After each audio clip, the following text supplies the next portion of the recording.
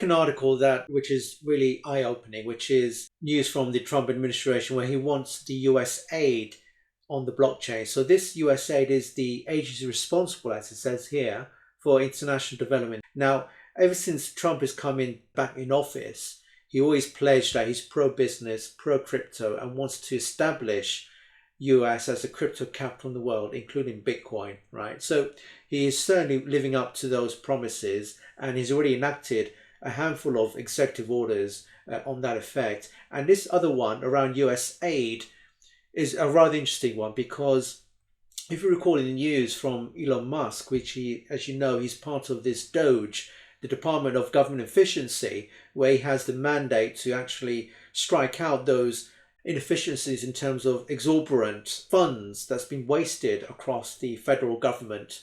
So as part of that effort, they found a huge black hole in the US aid, where there's been billions upon billions worth of malinvestments, mostly, according to Trump, is triggered by fraud and corruption in the preceding federal government. So what he's trying to do with this makes sense, in that he wants to kind of open up the US aid onto the blockchain, which, as we all know, is decentralized, and there's no cheating and frauding it because it's completely open, out in the open, in the public decentralized blockchain. And it goes on to say that it radically increases security, transparency, and traceability of those development aids and funds for international purposes and development, because he wants to eradicate as much of the corruption and malinvestment and influence over the issuance of these international development aids around the world from a US standpoint. So this is, again, very, very interesting. And it just comes to show that Trump means business.